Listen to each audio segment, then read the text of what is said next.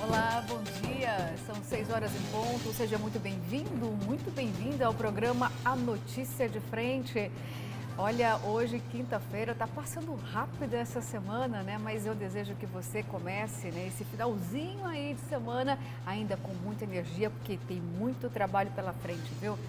Bom dia, Kleber Lima. Bom dia, Luciana Gavilha. Bom dia, professor Haroldo Arruda Júnior. Isso. E bom dia a você que nos honra todos os dias com a sua prestimosa audiência.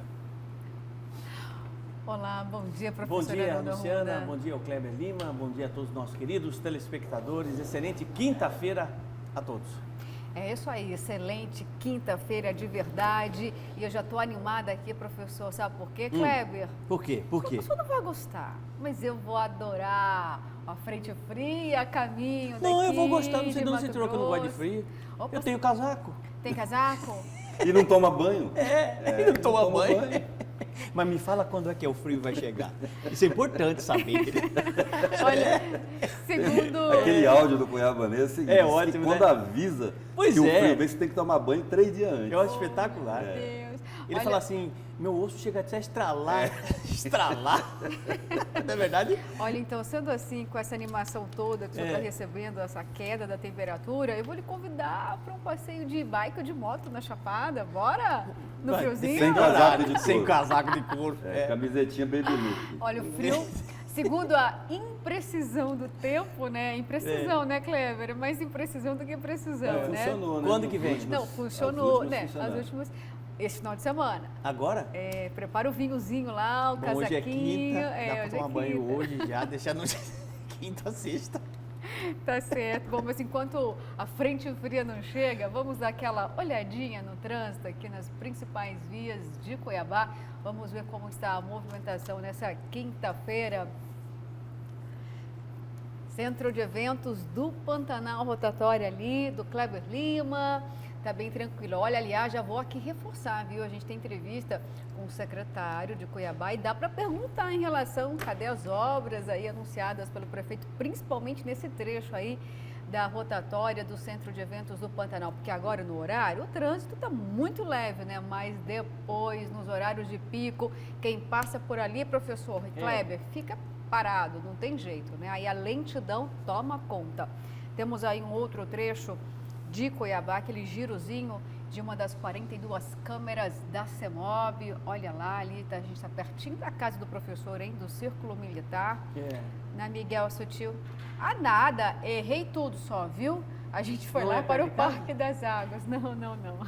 É Eu do tô outro deixando lado aí, né, da porque- cidade, viu? Saber, Ali perto do Parque das Águas. Diga, Kleber. amanheceu já, né? Olha, hoje amanheceu cedo. Amanheceu, peguei a viola. É isso aí, ó. Bom, o cantor aqui é o Kleber, hein? Vou É continuar. nóis. É Vamos cantor, montar um- é poeta.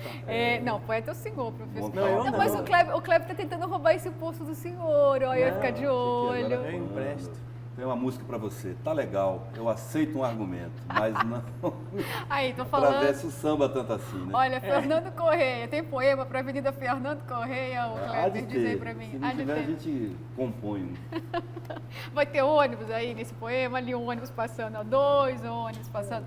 Ó, gente, temos que ver, cadê a frota nova anunciada aí pelo prefeito? 160 ônibus maravilhosos, Faz tempo que né? não anunciou isso, hein? Porta dos dois sentidos, né? Se tiver o VLT, se tiver o BRT, será, né? Não tá chegando, não? Cadê a Já frota? anunciou já tem um tempinho, né? Pois é, tá para estourar aí, então, a chegada, né? Vai ter muito barulho.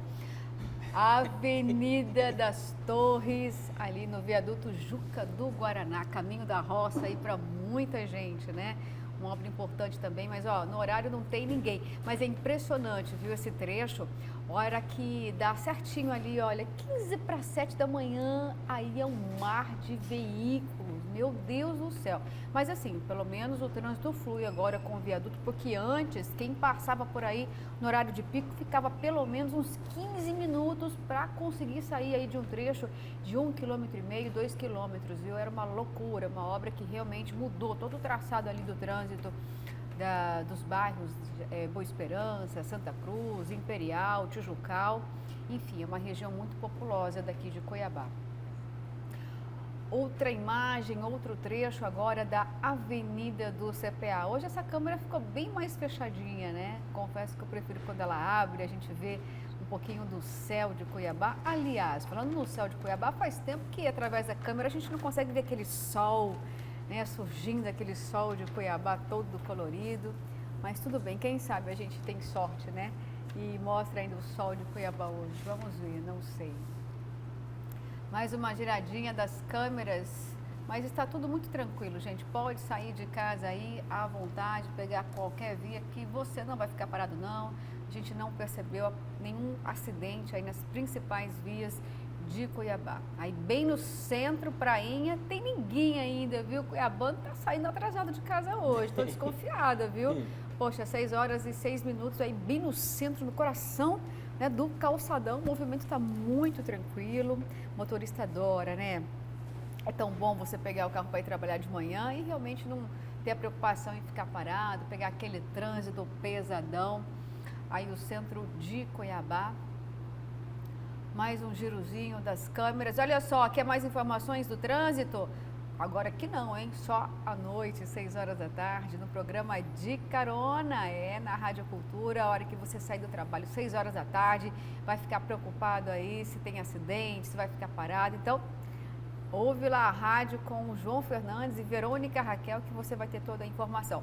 As nossas redes sociais já apareceram aí na tela para você fazer aquele bate-papo legal, né? Sempre depois do programa tem alguma dúvida, tem alguma bronca, alguma sugestão, a gente está à disposição e você também pode acompanhar o programa Notícia de Frente através do Facebook. É isso aí, na palma da sua mão. Esse é o meu a Instagram, notícia de frente para você. Aí, Instagram do professor Haroldo, o Luciana, meu aí, ó.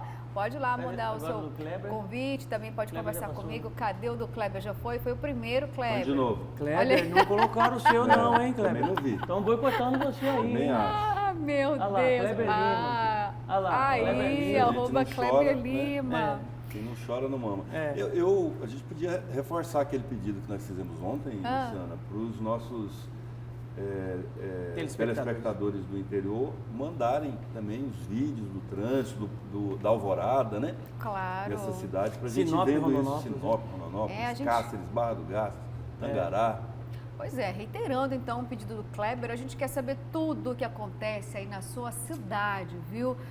Tão grande, Mato Grosso. Uma alvorada lá no Araguaia. Já Eu pensou que lembrar coisa da minha- linda, Da minha juventude. Também quero ver, viu, essa alvorada. Olha, gostei, hein, Kleber? Parabéns pela Sim. sugestão, viu? Aí, ó, tá assistindo a gente fica aí? Lá no Telespires, lá pro norte, né? Com aquela fumacinha Mato Grosso é saindo do rio, lindo, assim. né? Seputuba, lá em Tangará. Você viu que eu tô falando o nome dos rios, né? É. Pois é. Araguaia, Telespires, Pescador, né? Seputuba. É o pescador. Eu não pesco nada. É. Bom, gente, olha só, vamos que vamos, porque temos participação ao vivo já do repórter João Fernandes, que vai trazer pra gente, olha que tema polêmico, a gente está sempre debatendo aqui nesta bancada, e a questão da educação, o retorno às aulas por parte, né, do governo de Mato Grosso. A gente acompanhou, inclusive viu, João, ontem com a presença aqui no programa do deputado Eduardo Botelho falando sobre a derrubada do veto do governador, e aí, mesmo assim, sem validade alguma. Então, você diz aí pra gente, João, podemos ter já a data marcada do retorno às aulas na rede estadual de ensino? Bom dia para você, uma ótima quinta-feira.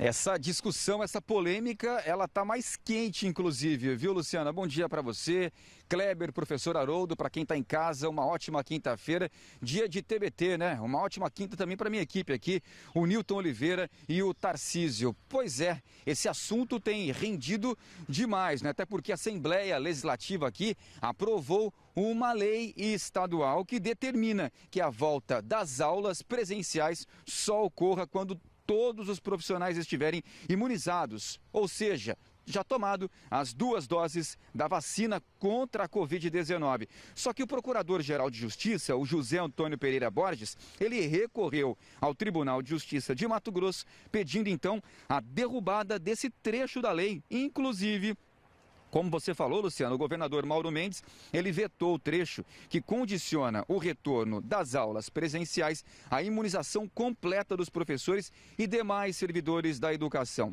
Mas os deputados derrubaram esse veto, ou parte, desse veto. O texto da lei que o Ministério Público Estadual pede que seja declarado inconstitucional diz o seguinte, abre aspas, somente fica autorizado o retorno das aulas presenciais na rede estadual de educação quando comprovada a imunização de todos os profissionais da rede estadual de educação de Mato Grosso, ou seja, não só os professores, mas também de todos os profissionais envolvidos, então, nesse retorno às aulas presenciais. Esse parágrafo, inclusive, foi acrescentado por causa da derrubada do veto governamental lá no dia 12 de julho. De acordo com o Procurador-Geral de Justiça, ao apreciar o veto, a Assembleia aqui Legislativa decidiu, por maioria, derrubá-lo, atingindo apenas, então, os profissionais da rede estadual de ensino, enquanto que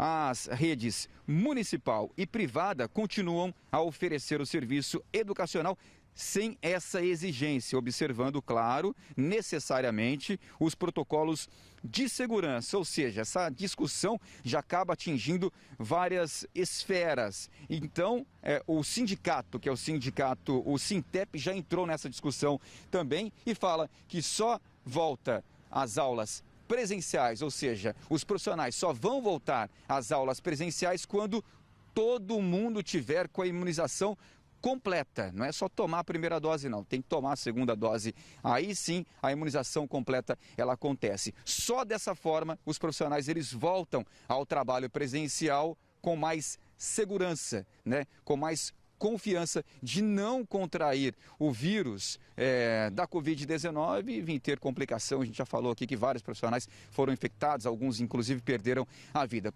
Pois é, então a gente recebeu aqui um vídeo do Valdeir Pereira, ele que é presidente do Sintep, para poder falar sobre essa discussão, volta ou não, mesmo sem tomar a segunda dose da vacina contra a Covid-19. Vamos assistir então o presidente do Sintep.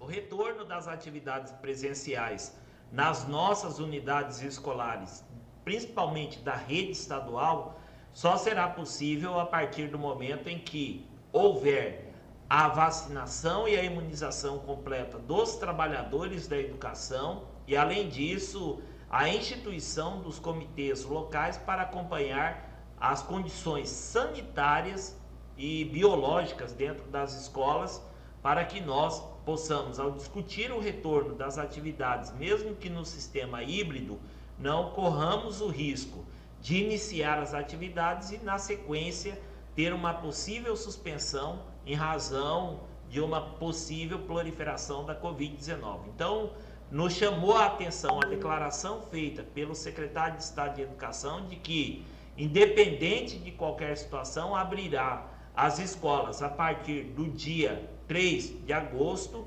sem dialogar isso com o sindicato representante da categoria e sem apresentar a imunização completa dos trabalhadores da educação para que possa retornar às atividades das escolas sem correr o risco dessas atividades serem suspensas. A outra preocupação que ronda a categoria é o anúncio feito no início dessa semana e divulgado nos meios de comunicação de uma cepa diferente que tem um contágio maior do que as registradas até nesse momento e que coloca em risco a vida das pessoas. Então, esse retorno tem que ser muito bem pensado, mas o principal elemento para qualquer tipo de retorno das atividades é a garantia da imunização dos trabalhadores da educação e avançar para a imunização da população de maneira que nós não tenhamos um processo de retorno às atividades e interrompido logo na sequência por uma possível proliferação da Covid-19. Olha, a gente está vendo aí uma nova queda de braços entre o sindicato que representa os professores da rede pública de ensino, da rede estadual, com o governo, a Assembleia Legislativa, Ministério Público, dizendo aí que não retornando às aulas está ferindo aí o direito dos alunos, dos familiares, e é uma situação muito delicada, até porque se a gente lembrar qual é a estrutura hoje dessas escolas em todo o estado de Mato Grosso, em muitas unidades, houve relatos que nem água com frequência tem. E aí, como que você vai garantir a higiene dos alunos? É preciso ter esse olhar também? Foi feito algum tipo de reforma em praticamente todas as unidades? Inúmeras reportagens exibiram aqui a situação de precariedade da estrutura. O professor tem medo de voltar às aulas, a imunização ainda não completou todo o ciclo, mas o governador insiste que quer a aula na rede estadual de ensino. Aí muita gente vem e diz, olha, mas Kleber, professor, já não tem aula nas unidades particulares? Essa é a pergunta, mas aí eu jogo para vocês. É a mesma estrutura? Tem condições o Estado de manter todo um protocolo de biossegurança? Por que eu estou fazendo essa reflexão? Vamos lembrar um dado que nós demos aqui ontem, professor e Kleber. A Secretaria de Saúde de Mato Grosso, 90 servidores contaminados com Covid em um prédio que tem 260 servidores apenas. Então, a conta dá o que? Quase 30% de servidores contaminados em um prazo aí de 10, 12 dias. Estranha essa situação. Só abrir esse paralelo para a gente fazer essa reflexão desse contágio. A gente não quer uma terceira onda, não. E aí eu jogo para os senhores.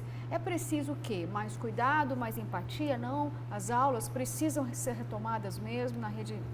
Eu acho que é preciso, sobretudo, prudência e sensibilidade por parte dos poderes, né? Eu digo exatamente o governo do Estado e o próprio Ministério Público.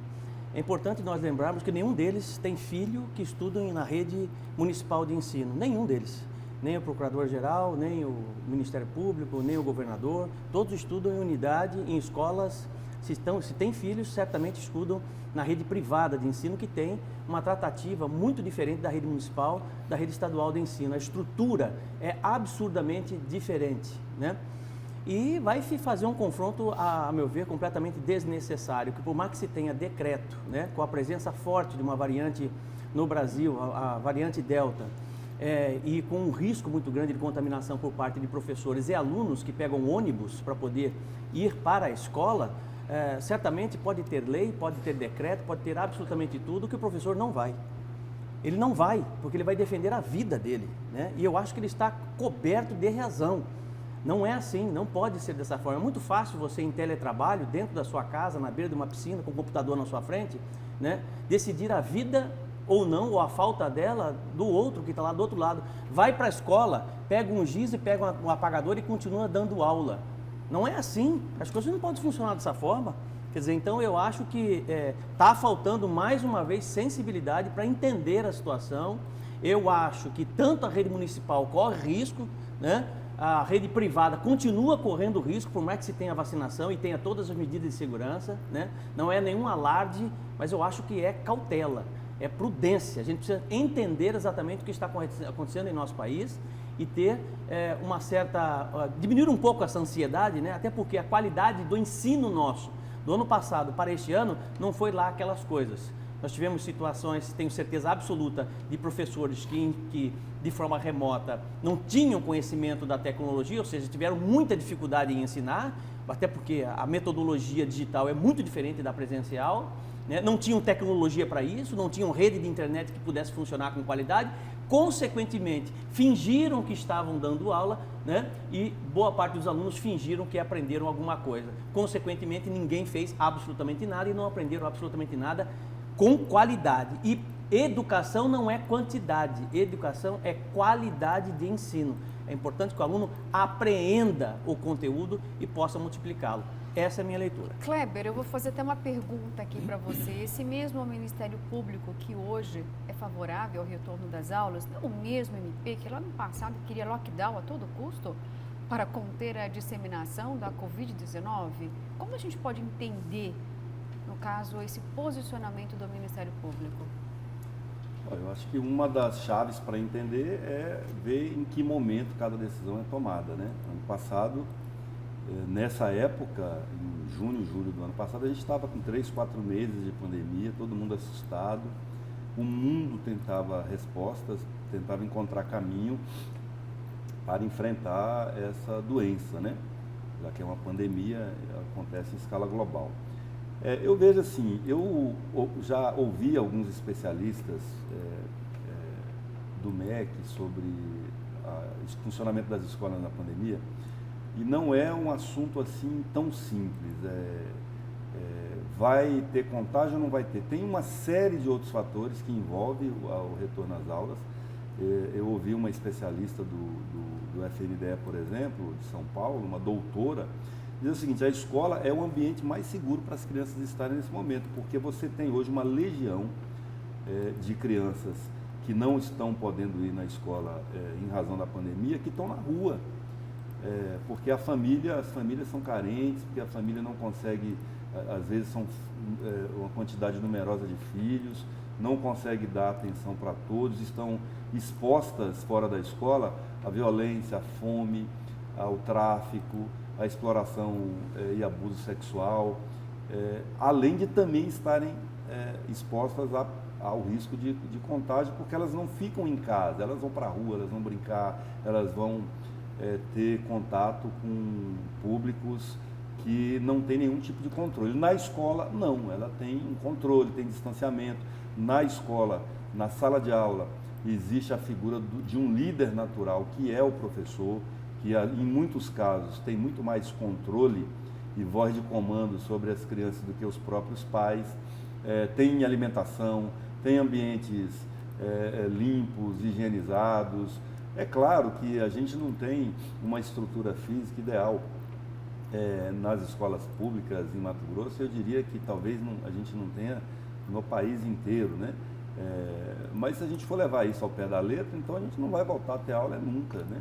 Jamais. Né? Eu entendo o que você disse, E Kleber. um dado só, assim, que eu estava checando ontem no Correio Brasiliense, hoje você tem mais ou menos metade dos estados que já voltaram, ou no regime puro, de volta mesmo aula, escolas públicas, e também particulares, ou no regime híbrido, né?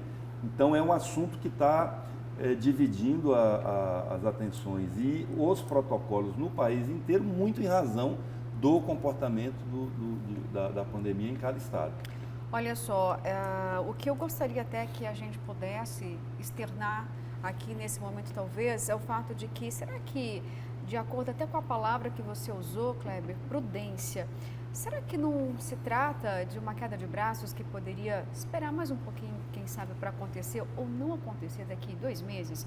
Porque o ciclo de imunização de todos os professores conclui-se no final de setembro, ou seja, se as aulas tivessem sido marcadas para outubro, talvez a gente não estaria fazendo essa discussão, porque nós temos que dar uma chance à imunização. Exatamente. Se está com o ciclo completo, claro, traria mais segurança a todos, mais legitimidade para falar, não, o momento é agora. Você fecha o ciclo, pelo menos você tem um pouco mais de garantia. Exato. Hoje nós temos centenas de professores que têm comorbidades, que são do grupo de risco muitas vezes, tomaram a primeira dose, ainda não tomaram a segunda dose, não tem previsão da segunda dose, cedendo por conta dessa instabilidade de emissão de vacinas para os estados. Então, eu penso exatamente nesse sentido. Uma vez que você completa o ciclo da vacinação com 2, até mesmo uma terceira dose, caso a Anvisa chegue à conclusão, porque já estão querendo uma terceira dose no Brasil, né? Por conta exatamente dessa variante Delta, né? De Pfizer e AstraZeneca.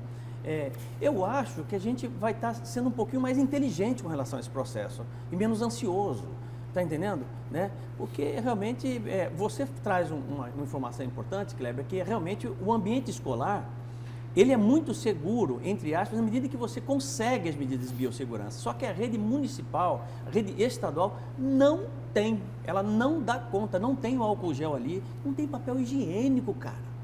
Está entendendo? Não tem. Quer dizer, então, desconhecem a realidade. Uma escola tem, a outra tem, mas... Você está falando das escolas estaduais? Estadual. Entendeu? Essa é a reclamação de professores, você não tem estrutura. Você está entendendo? Quer dizer, então, por exemplo, você pega uma escola privada, por exemplo, que você tem uma sala de aula com 30 alunos, tem 15 separados com 1,5 m, 2 metros, com carteira.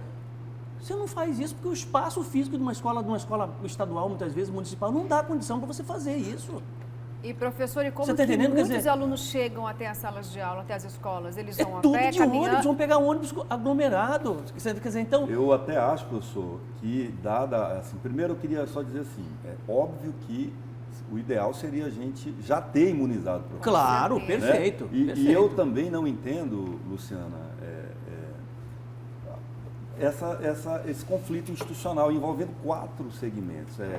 Governo, que pensa diferente da Assembleia, mas Ministério pensa Público, igual ao Ministério Público, que pensa igual que pensa diferente do sindicato dos professores. Não seria mais fácil sentar à mesa esses 4 segmentos, mais um representante dos estudantes, porque são quase 500 mil almas, né? Sim. Os estudantes secundaristas. Sim. Eu, como já fui presidente de uma... Eu sabia que eu fui presidente da Associação Mato Grossense dos Estudantes Secundaristas? Tem cara. AME, lá em 90, faz uns dias, né? Então, sentar, buscar os representantes dos estudantes, sentar à mesa e tentar chegar a um bom termo. Ontem, eu conversava sobre esse assunto com o deputado Wilson Santos, que é vice-líder do governo. Ele estava me dizendo o seguinte, que ele já propôs ao governo uma solução para esse problema. Fala, reserva 50 mil doses de vacina agora e aplica, prioriza professor, aplica, que já está podendo. Pronto. Né? Claro. Coloca lá e resolve esse problema.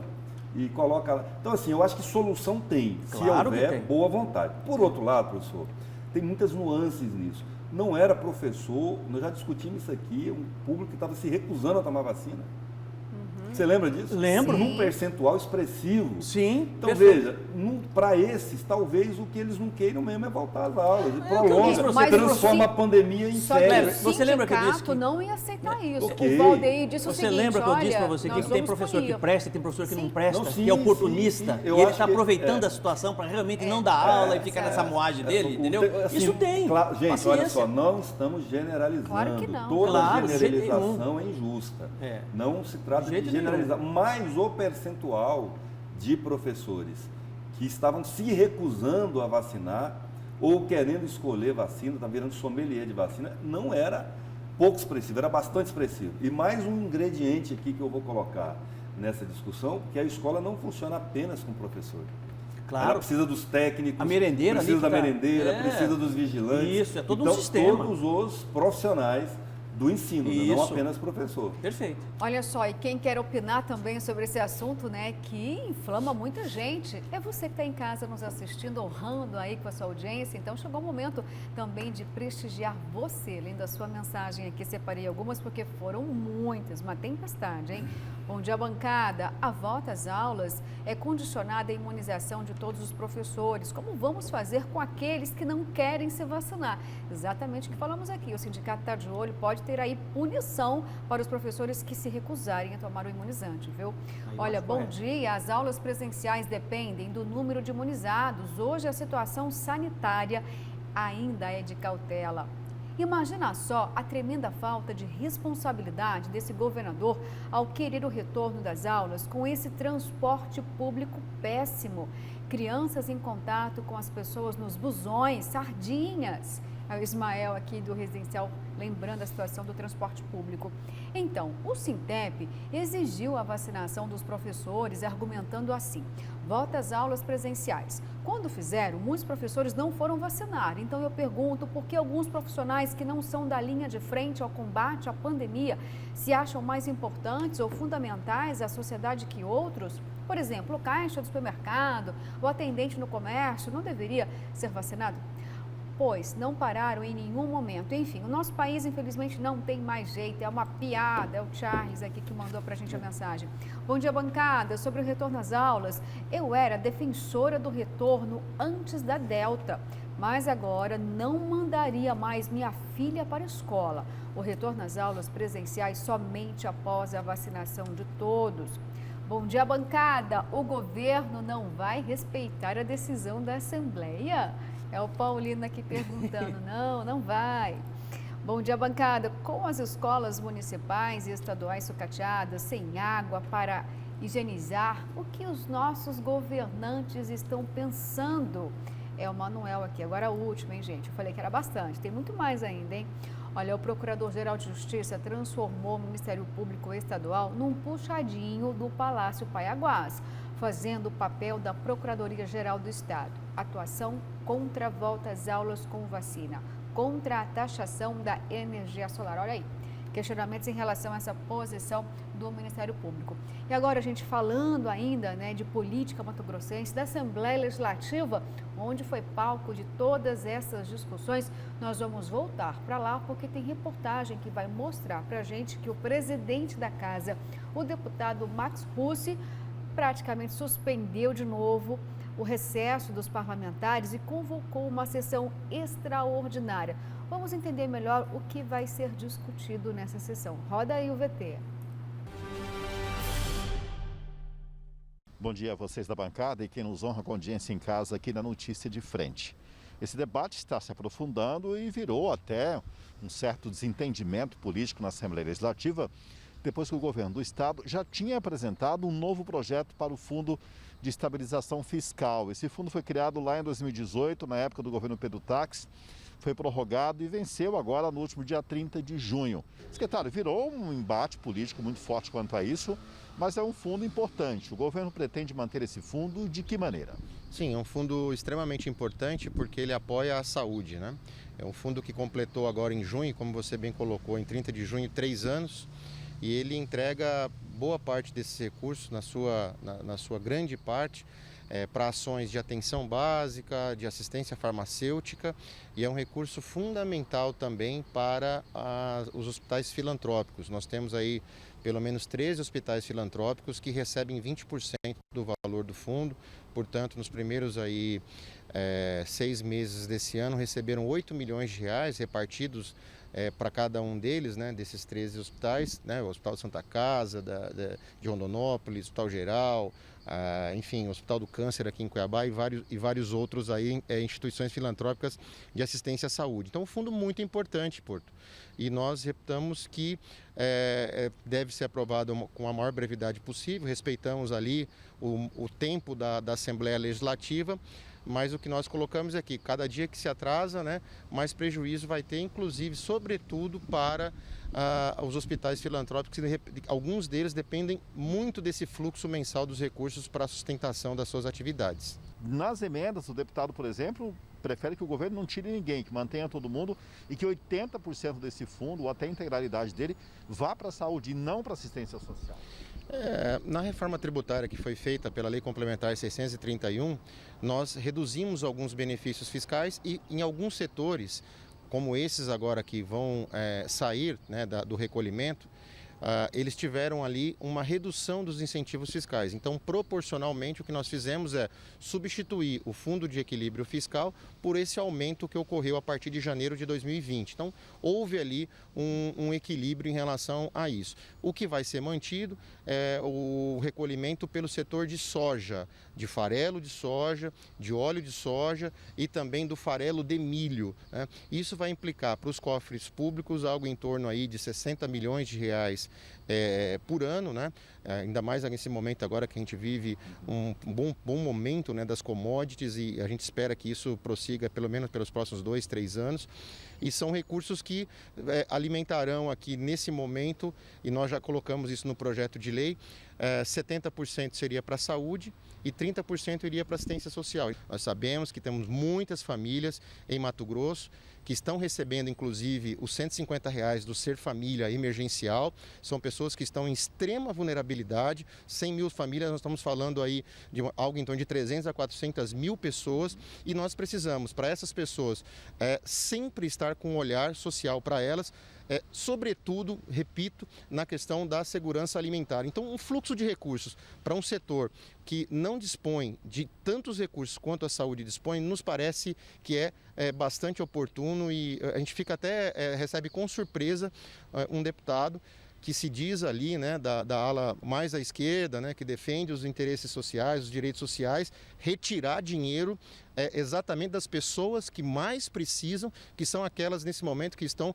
com vulnerabilidade alimentar. Nós estamos falando de pessoas que não têm o que comer. Então, esses recursos, eles são fundamentais. Se o governo vive um bom momento financeiro agora, quem sabe daqui a 3, 4 anos como estaremos? Nós não sabemos. Então, por isso que esses recursos, eles são fundamentais e eles entram numa conta específica. Eles não são apropriados para pagar salário. Eles são utilizados para ações finalísticas relacionadas às atividades da Secretaria de Assistência Social e, sobretudo, em segurança alimentar. Há já esse acerto, secretário, para que de fato haja essa garantia aí de uma sessão extraordinária, suspendendo até o recesso, para aprovar essa mensagem? Nos próximos dias aí tem uma agenda definida da Assembleia Legislativa para votar ainda dentro do mês de julho. Lembrando que os efeitos eles ocorrerão a partir da publicação da lei. Então, quer dizer, hospitais filantrópicos perderão dinheiro, né, em função desse pedido de vistas, né, que poderia ter sido melhor discutido naquele momento na Assembleia Legislativa. Infelizmente, o deputado fez o exercício de um direito que é dele, mas que esse exercício desse direito acabou trazendo prejuízo a hospitais filantrópicos, a 13 hospitais filantrópicos aqui de Mato Grosso, porque os efeitos desse projeto de lei, eles se darão a partir da sua publicação, então precisa ser aprovado pela Assembleia. Então, respeitamos ali o tempo da Assembleia, mas o deputado que fez o pedido de vista, o deputado Lude, poderia ter refletido um pouco melhor, ter articulado ali naquele momento um acordo e não ter sido intransigente com o pedido de vista e trazer prejuízo aí a tantos hospitais filantrópicos que dependem desse recurso. Muito obrigado, secretário, pelas informações. Rogério Galo, secretário de Fazenda de Mato Grosso. Portanto, o deputado Lude citado, ele já devolveu esse projeto, já na semana passada, mas os deputados, a Assembleia também já estava em recesso e foi convocada essa sessão extraordinária, que seria no dia 15, foi adiada para segunda-feira, dia 19, para a apreciação exclusiva dessa mensagem do governo estadual do novo Fundo de Estabilização Fiscal. Vamos ver como é que fica. Se as mensagens, aliás, essas emendas serão acatadas e que tipo de ações os parlamentares vão acabar aí no fechamento dessa proposta que garante cerca de 40 milhões, né, agora para o segmento que seria da saúde e da assistência social, mas é um fundo que pode crescer ainda mais em Mato Grosso. Com as imagens do Benedito Costa, José Porto para a Notícia de Frente. Obrigada, Porto. Bom, vamos aguardar então a sessão extraordinária que deveria ser convocada nesta quinta-feira. Hoje vai acontecer apenas na próxima segunda. Então, senhores, vamos aguardar aí os desdobramentos dessa sessão extraordinária. Porque, olha só, me sinto aqui obrigada. Muitas mensagens sobre o retorno às aulas e eu faço questão de destacar pelo menos mais umas 3 mensagens. Vamos lá então. Olha só, bom dia. Tenho o maior respeito pelos professores, pretendo fazer uma nova graduação para poder dar aula, mas não concordo com a atitude de professores. A maioria esmagadora da população não parou de trabalhar. Minha mãe, empregada doméstica, não deixou de pegar esses ônibus lotados para ir trabalhar todas as manhãs. Eu não deixei de ir também para o canteiro de obras. É fácil ficar em casa ou ir até a escola e ficar lá tranquilo com os outros professores com o salário caindo na conta. Vem ser como o povão, se não trabalhar, não come. Olha aí o relato do Luiz Henrique de Várzea Grande, fortíssimo, viu? Obrigada aqui pela sua mensagem. Temos mais, eu falei aqui ali 3, olha só. Imagina só a tremenda falta de responsabilidade desse governador ao querer o retorno das aulas com esse transporte público péssimo. Olha, eu acho até que tinha lido essa mensagem, olha só. Vamos para outra, então. Eu gostaria de saber se o Ministério Público já voltou às atividades presenciais. Determinar que profissionais e crianças se coloquem em risco de contaminação é estranho. Kleber, há escolas pequenas com 120 alunos por período e uma única pessoa para fazer a limpeza de banheiros e espaços. Eu gostaria sim em voltar, mas com toda a segurança, o que na verdade deveria ser quando vacinasse toda a população. Não apenas grupos específicos. O MP deveria cobrar seria que Mato Grosso deixasse de figurar entre os estados que menos imunizam. Kleber, infelizmente há colegas da educação que não querem vacinar. No entanto, a maioria sim. Estamos aguardando a segunda dose. Um relato aqui muito importante de um professor traçando aí todo o panorama. É que unanimidade a gente não vai ter nunca na humanidade, né? Sempre vai ter aquele professor que quer a vacina, o outro que não quer. Os motivos, depois esse professor, gente, vai ter que explicar direitinho, viu? Pelo menos é que o Sintep está alegando aí. Bom, vamos para um intervalo. Daqui a pouquinho a gente volta mais com o programa Notícia de Frente para você.